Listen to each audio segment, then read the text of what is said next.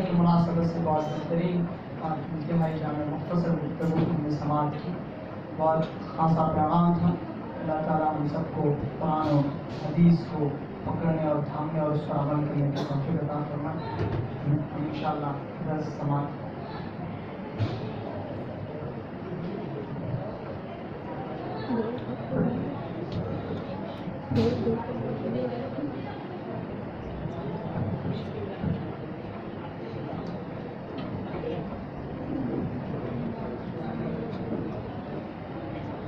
बिस्मिल्लाहिर्रहमानिर्रहीम। अल्हम्दुलिल्लाहि रब्बिल आलमीन वस्सलातु वस्सलामु अला सय्यिदिल अंबिया'i वल मुरसलीन व अला आलिहि व सहबिहि अजमईन। अम्मा बाद फइन्न अस्दक़ल हदीथि किताबुल्लाह व अहसनल हदीथि हदी मुहम्मदिन सल्लल्लाहु अलैहि वसल्लम व खैरुल उमूरि अवाज़िमुहा व शर्रुल उमूरि मुहदसातुहा कुल्लु मुहदसातिन बिदअह व कुल्लु बिदअतिन ज़लालह व कुल्लु ज़लालतिन फिन्नार। व बिस्सनदिल मुत्तसिल मिन्ना इला الشيخ الإمام الإمام الحافظ الحجة أمير المؤمنين في الحديث أبي عبد الله محمد بن إسماعيل بن إبراهيم بن المغيرة بن النسبة الجعفي اليماني البخاري رحمهم الله. اللهم انفعنا بعلومه وعلومهم آمين. أنه قال: باب قول الله تعالى: ونذر الموازين القسط ليوم القيامة وأن أعمال بني آدم وقولهم يوزن. وقال مجاهد: القسط العدل بالرومية، ويقال القسط مصدر المقسط وهو العادل، وأما القاسط فهو الجاهل. وبه قال حدثنا أحمد بن أشهاب قال حدثنا محمد بن قزيل عن عمارة بن القعقاع عن أبي زرعة عن أبي هريرة رضي الله تعالى عنه وعنهم أجمعين قال النبي صلى الله عليه وسلم: كلمتان حبيبتان إلى الرحمن خفيفتان على اللسان ثقيلتان في الميزان سبحان الله وبحمده سبحان الله العظيم. بسم الله الرحمن الرحيم. باب قول الله تعالى: ونزع الموازين القسط ليوم القيامة وأن أعمال بني آدم وقولهم يوزن. وقال مجاهد: القسطاس والعدل بالرومية، ويقال القسط مصدر المقسط وهو العادل، وأما القاسط فهو الجاهل. وبه قال حدثنا أحمد بن أشكاب قال حدثنا محمد بن فضيل عن عمارة بن القعقاع عن أبي زرعة عن أبي هريرة رضي الله تعالى عنه وعنهم أجمعين قال النبي صلى الله عليه وسلم: كلمتان حبيبتان إلى الرحمن خفيفتان على اللسان ثقيلتان في الميزان سبحان الله وبحمده سبحان الله العظيم.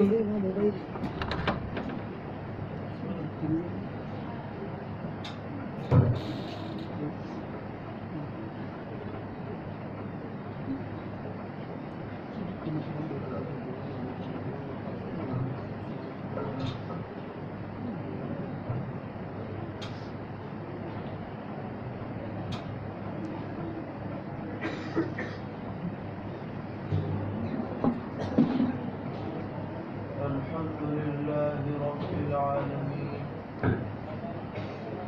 أشهد أن لا إله إلا الله وحده لا شريك له،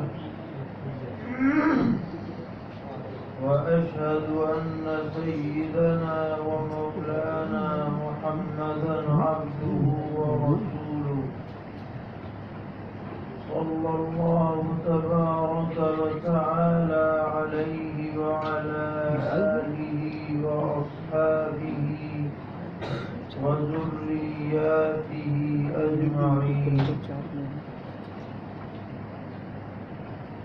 أما بعد فإن أصدق الحديث كتاب الله، وأحسن الهدي هدي سيدنا ومولانا محمد صلى الله تعالى عليه وسلم، وخير الأمور عوازمها وشر الأمور محدثاتها وكل محدثة بدعة وكل بدعة ضلالة.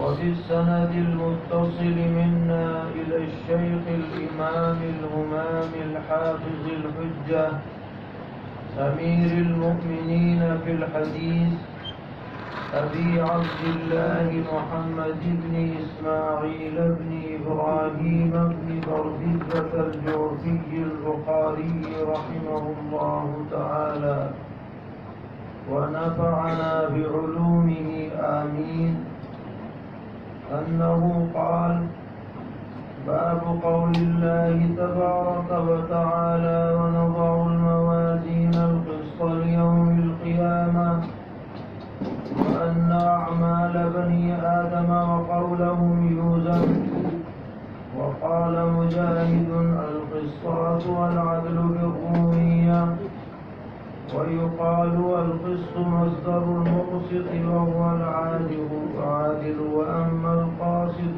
فهو الجائر. وبه قال حدثنا أحمد بن إشكاب قال حدثنا محمد بن فضيل عن عمارة بن القعقاع عن أبي هريرة رضي الله تعالى عنه قال قال النبي صلى الله تعالى عليه وسلم كلمتان حبيبتان إلى الرحمن خفيفتان على اللسان ثقيلتان في الميزان سبحان الله وبحمده سبحان الله العظيم. معزز علماء کرام، طلبہ عزیز اور خاص طور پر وہ خوش نصیب احباب جو درس نظامی کی تکمیل کی سعادت حاصل کر رہے ہیں، یہ موقع ان حضرات کے لیے اور ان کے اہل خانہ کے لیے اور مدرسے والوں کے لیے اور علاقے والوں کے لیے بہت ہی خوشی اور مسرت کا موقع ہے، اور اس پر جس قدر بھی اللہ تعالیٰ کا شکر بجا لایا جائے کم ہے کہ اس نے ایک علمی سلسلے کی تکمیل کی توفیق عطا فرمائی. لیکن یہ بات ضرور یاد رکھنی چاہیے کہ اس وقت آپ کی تعلیم ختم نہیں ہو رہی ہے بلکہ صرف نصاب مکمل ہو رہا ہے. دونوں باتوں میں فرق ہے. نصاب مکمل ہونے سے یہ لازم نہیں آتا کہ علم مکمل ہو جائے. نصاب تو علم سے قریب کرنے کے لیے ایک ترتیب بنائی گئی. سارا علم نصاب میں نہیں ہے. اس نصاب کو اس لیے مقرر کیا گیا ہے تاکہ طالب علم اس کے ذریعے سے اپنی استعداد کو پختہ کر لیں اور آگے بڑھنے کے لیے اس کے واسطے راہیں کھل جائیں. لہذا جو لوگ بھی نصاب کو مکمل کریں وہ اپنے کو کامل ہرگز نہ سمجھیں،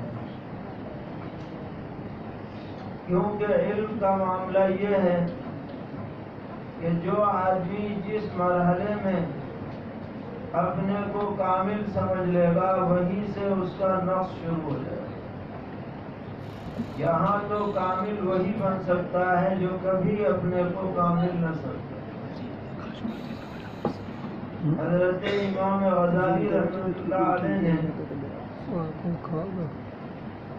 اخلاص کی تعریف کرتے ہوئے لکھا ہے کہ الاخلاص فقد الاخلاص، الاخلاص فقد الاخلاص. یعنی اخلاص اس کا نام ہے کہ آدمی اپنے کو کبھی مخلص نہ سمجھے، جب سمجھا جائے گا کہ یہ مخلص ہے، اور جو خود دعویٰ اخلاص کا کرے اس کا دعویٰ خود ہی محل نظر، کیونکہ مخلص کبھی مدعی نہیں ہوتا ہے۔ تو علم کا معاملہ تو یہ ہے کہ یہ آخری دم تک آدمی طالب علم بنا رہے تو علم کچھ آئے گا۔ سرور عالم حضرت محمد مصطفیٰ صلی اللہ تعالی علیہ وسلم نے کیا فرمایا کہ دو بھوکوں کی بھوک کبھی مٹتی نہیں ہے، ان میں سے ایک علم کا بھوکا ہے،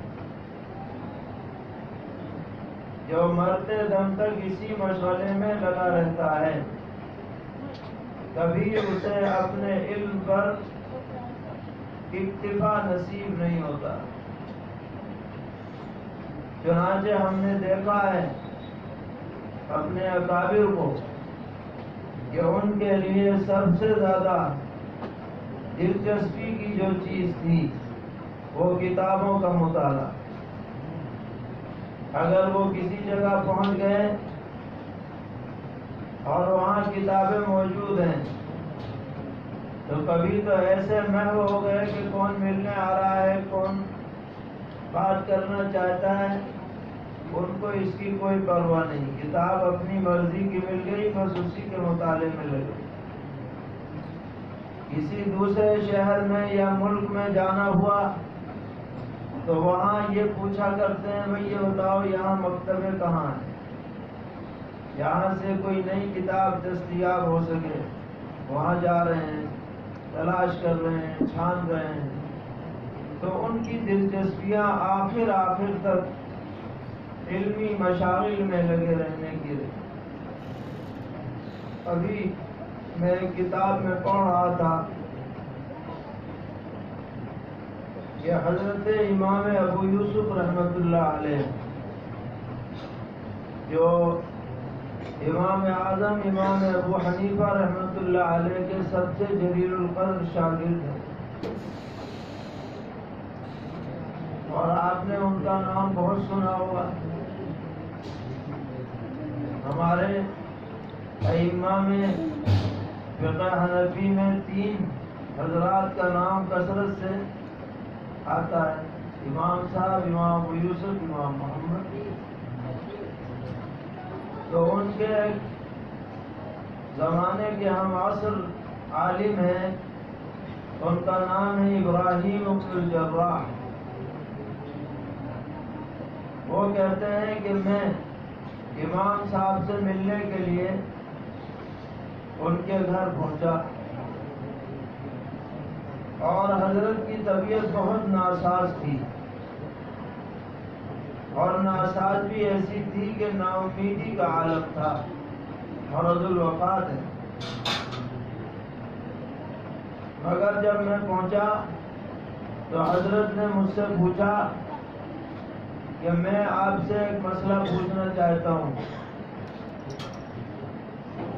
تو ابراہیم بن الجراح کہنے لگے حضرت حال تو یہ ہو رہا ہے، مسئلہ پوچھ رہے ہیں، کیا ہاں ہو سکتا ہے ہمارے بعد کسی کو فائدہ پہنچے، اس لیے بتاؤ کہ اچھا پوچھئے۔ تو حضرت نے پوچھا کہ یہ بتائیے کہ حج میں جو رمی کی جاتی ہے تو کون سی رمی، یہ رمی سوار کر کے کرنی افضل ہے یا پیدل افضل ہے، یہ بتاؤ۔ تو ابراہیم کہنے لگے کہ میں نے جواب دیا کہ جی سوار کر کے افضل۔ تو آپ نے فرمایا جواب غلط۔ تو انہوں نے دوسرا جواب دیا کہ جی پیدل کر کے، پیدل رمی کرنا افضل۔ بھائی دو ہی حالتیں ہوں گی، یہ تو سوار کر کے ہو یا پیدل ہو، یا اگر سوار کرنے کی بات غلط ہے تو پیدل کی صحیح ہوگی۔ حضرت نے کہا یہ بھی غلط۔ کہ جب آدمی سوار کر کے بھی نہ کرے پیدل بھی نہ کرے تو کیا صحیح ہو؟ کہ حضرت آپ ہی بتائیے۔ تو فرمایا کہ جس رمی کے بعد دعا کرنا مسنون ہے وہ پیدل رمی کرنا افضل ہے، اور جس رمی کے بعد دعا مسنون نہیں ہے وہ سواری پر رمی کرنا افضل ہے۔ لہذا نتیجہ یہ نکلا کہ پہلی اور دوسری رمی تو پیدل ہوگی اور آخری رمی سوار ہو کے ہوگی۔ یہ کمال استحضار ہے اور بالکل آخری مرحلہ ہے۔ کہتے ہیں یہ بات چیت کر کے میں اٹھ کے چلا، ابھی دروازے سے باہر نہیں نکلا تھا کہ خبر ملی کہ حضرت کی روح پرواز کر۔ تو ایسے واقعات ہمارے اکابر اسلاف کے ہیں کہ انہوں نے کبھی بھی اپنے آپ کو کامل مکمل مستغنی نہیں سمجھا علم سے، بلکہ علمی مشغلے میں لگے۔ اس لیے آپ حضرات سے بھی یہی ہماری گزارش ہے، اور ہر جگہ ہم یہ بات عرض کرتے ہیں، اور ہم نے اپنے اساتذہ سے بھی یہی بات سنی ہے کہ آپ بخاری پڑھ کے یہ مت سمجھیں کہ آپ فاضل ہو گئے، فارغ ہو گئے، کامل ہو گئے۔ اگر آپ ایسا سمجھیں گے تو آپ فاضل من الفضول ہو جائیں، بجائے من الفضل ہونے کے من الفضول ہو جائیں۔ اس لیے ہم سب یہ ارادہ کریں، عزم کریں، پختہ عزم کریں کہ انشاءاللہ مرتے دم تک اسی مشغلے میں لگے رہیں گے، تاکہ یہ ہمارا وقت جو یہاں مدرسوں میں گزرا یہ وقت کارآمد ہو سکے، امت کے لیے نفع بخش ہو سکے۔ اگر آپ نے لائن بدل دی اور تدریس کا یا علم کا مشغلہ باقی نہیں رکھا تو آپ کتنے ہی بڑے اعلیٰ درجے کے ذہین کیوں نہ ہوں، یہ علم باقی نہیں رہے۔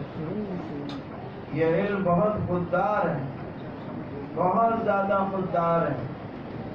یہ جبھی باقی رہتا ہے جب اس کی ناز برداری کی جائے، جب اس کی خوشامد کی جائے، یہ جبھی باقی رہے گا۔ اور جو اس سے اپنے کو مستغنی کرے گا یہ خود ہی مستغنی ہو جائے۔ تو اللہ تعالی ہم سب کو مرتے دم تک اسی مشغلے میں لگے رہنے کی توفیق عطا فرمائے۔ دوسری بات ہمیں یہ عرض کرنی ہے کہ آپ کے اساتذہ نے بھی یہ بتلایا ہوگا، اور ہمارے اکابر کا بھی یہ طریقہ رہا کہ خاص طور پر بخاری شریف کے آغاز میں خطبہ پڑھا جاتا ہے۔ حمد و صلات کے بعد چند کلمات ہیں جو سرور عالم حضرت محمد مصطفیٰ صلی اللہ تعالی علیہ وسلم سے منقول ہیں، اور آپ بکثرت اپنے خطبات میں ان کلمات کو پڑھا کرتے ہیں۔ ہمارے ہاں درس میں وہ کلمات اس لیے پڑھوائے جاتے ہیں تاکہ وہ ذہن میں مستحضر ہو جائیں۔ یہ خالی ایک رسم نہیں ہے کہ بھائی خطبہ پڑھ لیا، بلکہ اس خطبے میں بہت بڑی تعلیم ہے، بہت بڑی نصیحت ہے ساری امت کے لیے۔ وہ کیا ہیں کلمات؟ فَإِنَّ أَصْدَقَ الْحَدِيثِ كِتَابُ اللَّهِ، تمام کائنات میں سب سے سچی بات اللہ کی کتاب قرآن مقدس۔ ہر مسلمان کو اس بات کا استحضار رکھنا چاہیے۔ وَأَحْسَنَ الْهَدْيِ هَدْيُ مُحَمَّدٍ صلی اللہ علیہ وسلم، زندگی گزارنے کا سب سے شاندار اور بہترین طریقہ وہ ہے جو پیغمبر علیہ السلام نے اپنایا۔ چاہے دنیا والے کسی اور طریقے کو اچھا کہیں، کہا کریں، مگر ایک مسلمان کے ذہن میں یہ بات ہونی چاہیے کہ میرے آقا کا جو طریقہ ہے وہی طریقہ سب سے شاندار اور سب سے بہتر ہے. آپ جیسی صورت بنانے کی کوشش ہو، آپ جیسی سیرت بنانے کی کا اہتمام ہو، آپ جیسا لباس، آپ جیسی تراش خراش، یہی ہمیں سب سے زیادہ پسند. یہ ہر مسلمان کو اس کا اہتمام رکھنا چاہیے. اس کے بعد ہے وَخَيْرَ الْأُمُورِ عَوَازِمُهَا. سب سے اچھی بات وہ ہے جو پختہ ہو، یعنی جس کا ثبوت قرآن و سنت اور صحابہ سے ہو، وہ ہے بڑھیا بات. چاہے وہ کسی کو اچھی لگے یا نہ لگے، مگر وہی اچھی ہے کہ جس کا تعلق پختہ دلائل سے ہو. اس کے مد مقابل کیا ہے؟ شر الامور محدثاتها. بدترین کام وہ ہیں جنہیں دین کے نام پر گڑھ لیا گیا ہو، ہے بددینی اور لیبل لگا دیا گیا دین کا. اللہ کے نزدیک یہ بہت بڑی دھاندلی ہے. شرک کے بعد، کفر کے بعد سب سے بڑا گناہ بدعت ہے. بدعت اللہ کو، نبی کو ہرگز منظور نہیں ہے. شر الامور محدثاتها وکل محدثۃ بدعہ. ہر گڑھی ہوئی بات بدعت ہے. وکل بدعۃ ضلالہ، اور ہر بدعت ضلالت اور گمراہی. یہ روزانہ پڑھوائی جا رہی ہے. خطبے کی یہ عبارت سال بھر روزانہ پڑھوائی گئی. بتاؤ پڑھوائی گئی کہ نہیں؟ تو یہ خامخواہ پڑھوائی گئی. اس لیے پڑھوائی گئی تاکہ یہ گھول کے پلا دی جائے، گھٹی میں ڈال دی جائے. سب سے سچی کتاب اللہ کی ہے، سب سے اچھا طریقہ حضور کا ہے. سب سے اچھی بات وہ ہے جو دلائل سے مزین اور مدلل ہو، اور سب سے بدتر بات وہ ہے جو من گھڑت ہو. اس کے بعد پھر حدیثیں پڑھائی جائیں. یہ ہمارے اکابر کا طریقہ رہا. جو بات زیادہ یاد کرانی ہے وہ زیادہ کانوں سے ٹکرائے، بار بار ٹکرائے، تاکہ بغیر یاد کیے یاد ہو جائے. اللہ کا شکر بجا لائیے کہ اس نے اس کتاب کی تکمیل کی توفیق عطا فرمائی، جو کتاب اللہ کے بعد سب سے سچی کتاب مانی گئی. اصح الکتب بعد کتاب اللہ، صحیح البخاری. حضرت امام بخاری رحمت اللہ علیہ یہ اخلاص کی برکت، اللہ تعالیٰ کی خاص توفیق، خاص فضل و کرم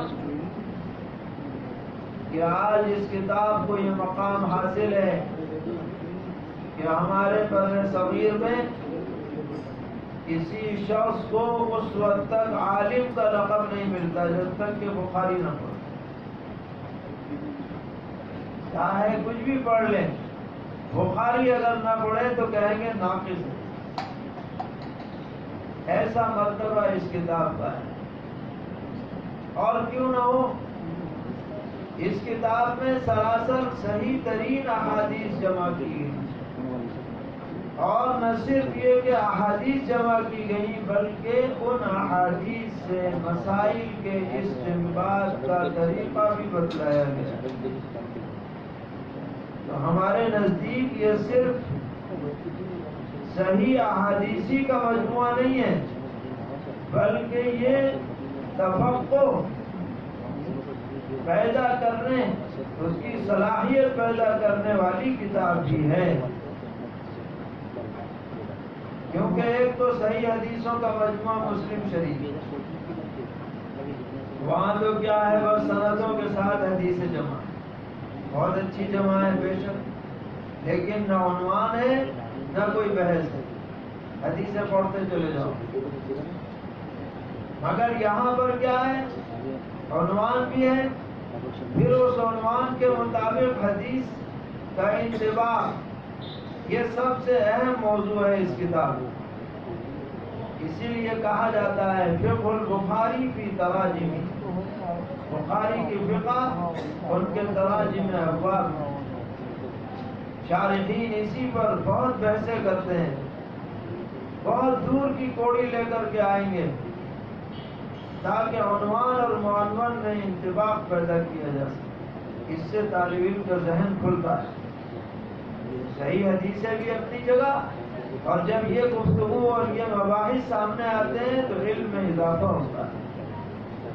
تو یہ ایک فقیہ گر کتاب بھی ہے اگر آدمی اس سے صحیح معنی میں فائدہ اٹھائے. حضرت امام بخاری رحمۃ اللہ علیہ نے 16 سال میں اسے مرتب فرمایا، اور آپ کے اساتذہ نے بتایا ہوگا کہ ہر باب لکھنے سے پہلے غسل کیا، دو رکعت نماز پڑھی، استخارہ کیا، تب حدیث یہاں پر نقل کی ہے. کوئی معمولی بات نہیں. اور آپ کی سیرت میں لکھا ہے کہ آپ نے 1080 اساتذہ سے 6 لاکھ حدیثیں جمع کی. اور یہ 1080 اساتذہ کسی ایک شہر میں نہ تھے کہ بھائی کچھ دیر یہاں بیٹھ گئے، کچھ دیر وہاں بیٹھ گئے، بلکہ دنیا کے مختلف کونوں اور خطوں میں لمبے لمبے اسفار کیے. گرمی کے زمانے میں، لو کے زمانے میں انتہائی مشقت اور محنت کے ساتھ علم حاصل کیا. لکھا ہے کہ ایک تو بچپن میں آپ کی بینائی جاتی رہی جو اللہ کی دعا کی برکت سے لوٹ آئی، اور ایک طالب علمی کے زمانے میں مختلف اسفار کی وجہ سے بینائی جاتی رہی. تو ایک طبیب حاذق کے پاس گئے، اس نے دوا لگائی، سر کے بال صاف کر کے اس پر گل قطمی کا لیپ کیا جس سے دوبارہ بینائی لوٹ کر جائے. تو بینائی چلے جانا کوئی ایک تو کسی حادثے کی وجہ سے چلی جائے وہ تو کوئی بات نہیں، مگر محنت، مشقت، علم کی طلب اور بے تکان اسفار کی وجہ سے یہ نوبت آئی، یہ بات بہت قابل قدر. اور اللہ تعالیٰ نے حافظہ بھی عجیب و غریب عطا فرمایا جس کی مثال ملنی مشکل ہے. کہ استاد کے پاس پڑھنے جاتے، نہ کوئی قلم، نہ دوات، نہ کاغذ، دیگر لوگ ایک ایک لفظ لکھتے تھے اور آپ ویسے ہی سنتے رہتے تھے. تو آپ کے ایک ساتھی تھے جن کا نام تھا حاشد ابن اسماعیل. 15 دن ہو گئے ایک استاد کے پاس جاتے جاتے انہوں نے حضرت امام بخاری رحمۃ اللہ علیہ سے اعتراضاً یہ بات کہی کہ خامخواہ اپنا وقت ضائع کر رہے، لکھتے لکھاتے کچھ نہیں، بس آ کے بیٹھ جاتے ہو. جب کئی مرتبہ انہوں نے یہ کہا تو حضرت نے فرمایا اپنی کاپیاں کھول لو اور سنو، فلاں دن حضرت نے یہ حدیثیں لکھوائیں، فلاں دن یہ لکھوائیں، فلاں دن یہ لکھوائیں، ساری فر سنا دی. اور اتنی صحیح سنائی، کہتے ہیں حضرت کے سنانے سے ہم نے اپنی کاپیوں کی اصلاح کی. 15,000 حدیثیں سنا دی، کہیں لکھی نہیں. ایسا حافظہ اللہ تعالیٰ نے عطا کیا. یہ کہا جائے گا کہ آپ آیت من آیات اللہ تھے، اللہ کی قدرت کی نشانیوں میں سے ایک نشانی. اللہ تعالیٰ نے آپ کو اسی لیے وجود بخشا تھا تاکہ من گھڑت روایتیں جو امت میں رائج ہو گئیں ان کو بالکل الگ تھلگ کر دیا جائے اور صحیح حدیثوں کو اجاگر کر دیا جائے۔ اللہ نے یہ خدمت ان سے لی، اور ان کے اخلاص کی برکت ہے کہ آج اس کتاب کو تمام کتابوں میں قرآن پاک کے بعد سب سے زیادہ عظمت کی نظر سے دیکھا جاتا ہے۔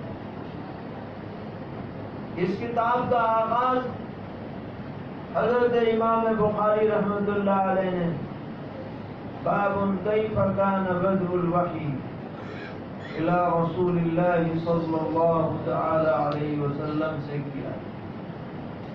تو آپ کے اساتذہ نے بتایا ہوگا کہ بدء وحی سے ابتدا کی وجہ یہ ہے کہ دنیا میں سارے خیر کا سرچشمہ وحی الہی، لہذا اس کو عنوان بنانا یہ حسن ابتدا ہے۔